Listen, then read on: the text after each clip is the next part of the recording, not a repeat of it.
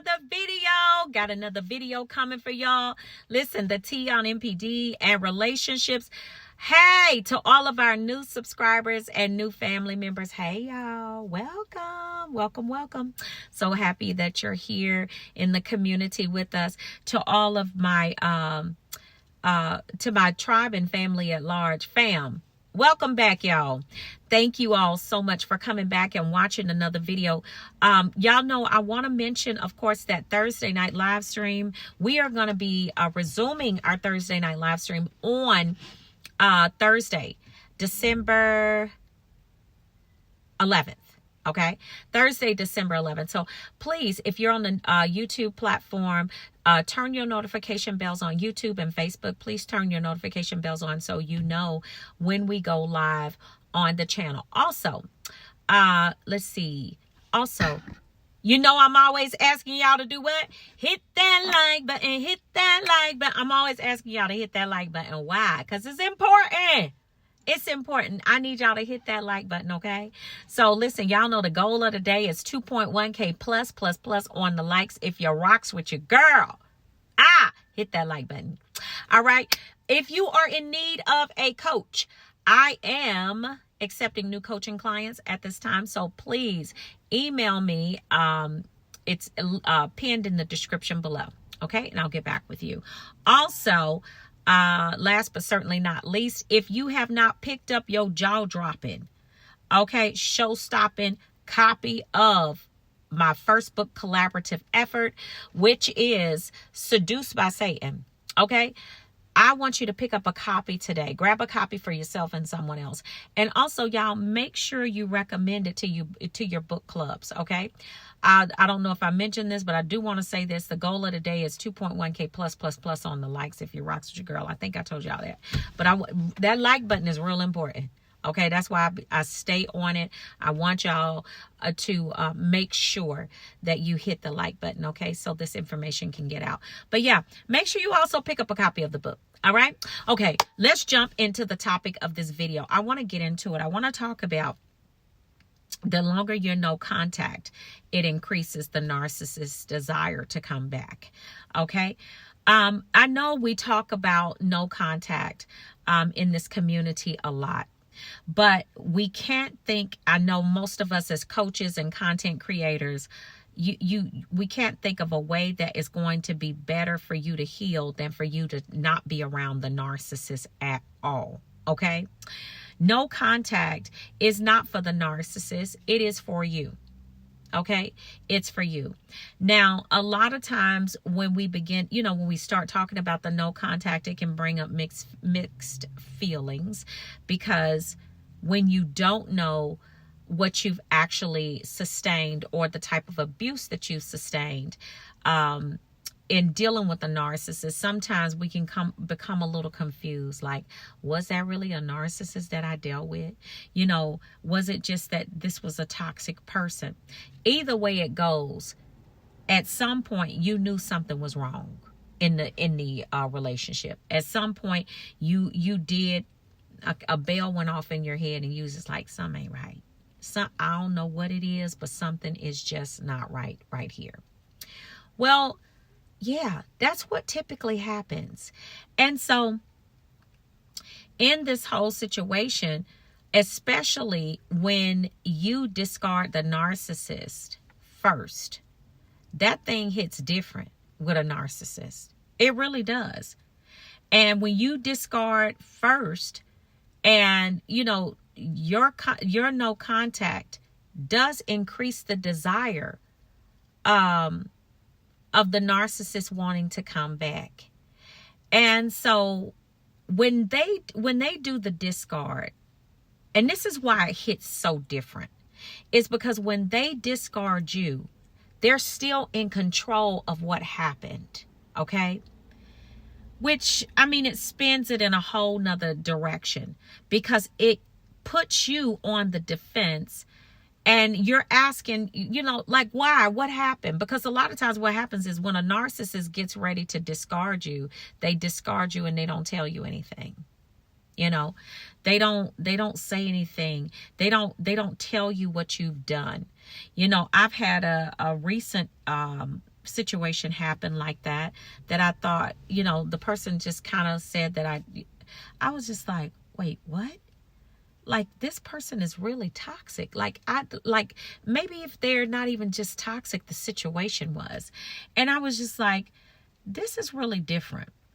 And I had to really kind of work through that, because you know, you don't, especially when it's people that you don't really know, and you're just really trying to understand, like, what is your level of, like, where are you going with this?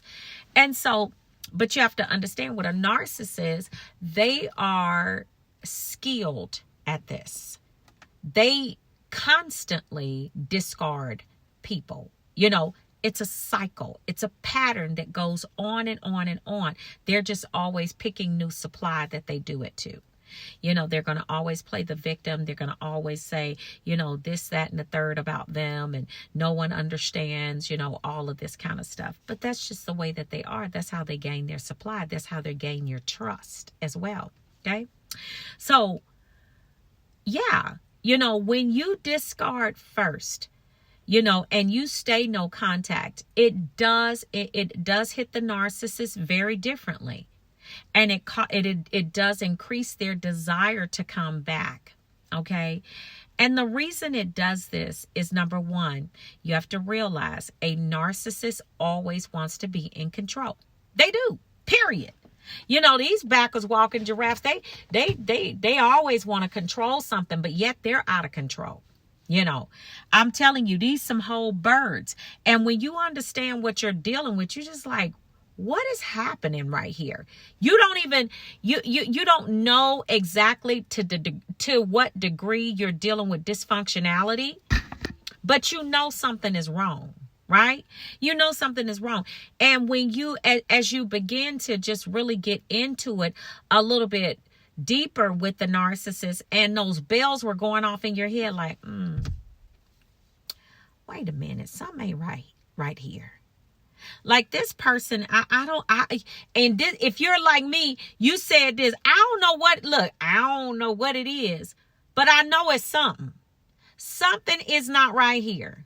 Okay, something's just not right. So you're sitting there, you're just like, okay, let me try to figure this out. You try to figure it out, you can't. Because there's just like no answer. Like, what are you doing? You know, you try to help them, and then they turn around and they disrespect you, or they say things to you like, that was mean. Why would you say that? I was only trying to help in the situation. Then, you know, they call you, or they make what they call those snide remarks, you know, the light sarcasm, you know. And a lot of y'all, if you think about it, when you first started dealing with the narcissist, they were doing this in the beginning. You know, this was slightly after the love bomb was over. They started with that subtle sarcasm, and you just like, yeah, that sounded like it had a little heat under it. But you just let it go. And that's what they expect, is that you would just let it go. You're not going to push the issue. You're not going to try to force them to talk about it or whatever. And you probably made a comment like, oh, that was real different. I thought that was a little snarky, or, you know, maybe even a bit slightly disrespectful. Now, what you probably found is, if you addressed it right then and there, the narcissist told you, I was just joking with you. You know, you can't take a joke. They weren't joking with you. And no one was laughing when they said it or did it. And you're just like, why don't you just, and they're like, why don't you just lighten up? It was nothing. Okay. You let it go. Then what you found is, when you let that go, it started happening more and more and more. That's the way it's supposed to be. Because with a narcissist, things escalate. They're always escalating, you know, and it's always going to be worse with them. It's always, you know, as the relationship progresses or degresses, because it never gets better, right? So you're sitting there and you're taking all of this stuff in, and you're just like, something is not right. I don't know what it is, but I know that at some point I'm going to have to leave. Because if this person continues to do that, there's no way that I can just be okay with that. I'm going to have to leave. Like, you know that you have a level of self-respect that demands that, hey, if I have not said anything to you to cause you to be disrespectful, if I'm not being disrespectful to you, then why are you behaving this way? You know, this is what you're thinking. But with a narcissist don't care nothing about that. They don't even expect or suspect that you're watching what they're saying, fam. Yeah, they're not suspecting that you're watching, family. They're just going about what they normally do as a narcissist. They're just going about their normal way, right? So you don't say anything. You just kind of like, okay, I'm going to let you go on and do that. I'm going to give you that little bit right then, right there. Then you find out, okay, now not only are they now being sarcastic and, maybe in that sarcasm, they called you out of your name, said something crazy to you. And you're like, well, when did we get into the name calling? I didn't call you a name. Well, yeah, when you say whatever they referred to you as, you probably said to them, to me, that's a little disrespectful, and I would consider that name calling.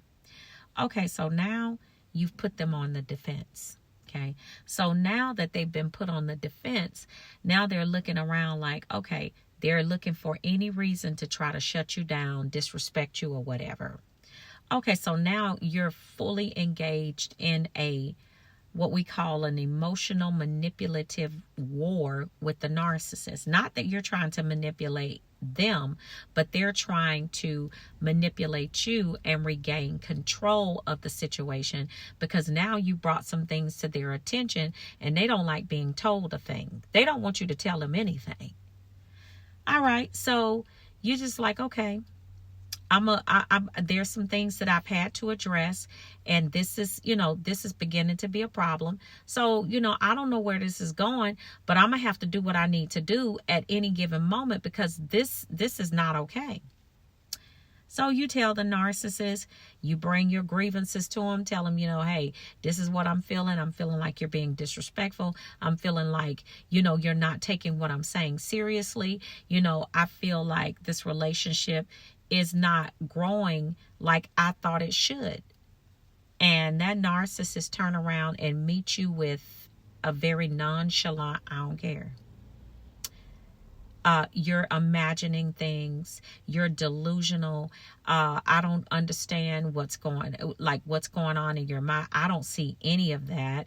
And why are you even bringing this to me? Okay. So now at this point, you just like, you know what?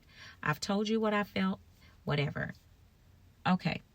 The narcissist goes and does something else. You're like, okay, that's it. I'm done. That's it. You got to get out of here. Once you make that decision, once you do that, and you decide that I'm going no contact, you discard the narcissist, you go no contact. Now, what you have done at this moment is that you have changed the game of the whole entire operation. What you have done is you've snatched the power, the control, and everything out of the narcissist's hands, and now you're holding it, right? What you have done to them is just like, ooh, you have literally turned that ego into mush. And now what's happening with the narcissist is that ego is constantly telling them how inadequate they are, how stupid they were, what they said, what they did to cause this to happen. And so the negative narrative that's running in their head constantly is just literally almost unbearable. Because not only do they have the negative narrative running in their heads, they don't have you to counter that. Baby, when I tell you this is a game changer for you, yeah, that's going to put a real deep desire in them to come back. Because one, they want to stop the negative narrative going in their heads, that they're inadequate, that they're stupid, they're this and that. All of that is coming from their unresolved trauma. It doesn't have anything to do with you. Okay. But nonetheless, it's still happening. Number two, they want the ability to do it to you, not for you to do it to them. Because they understand that the only way that they're going to really be able to do you in is they got to pull you back in. You see what I'm saying? Y'all, if you just realize how you have leveled and like you have leveled the playing field, and what you have done is you've leveled up when you do this. That backwards walking giraffe is over there looking like, woo! I don't understand how I got in this. How did I lose it? Yes. That's what they're saying. How did I lose control of this situation? You got all the controls back in your hands. Because you know what? You sat there and you watched them. And you saw that the patterns were just happening over and over.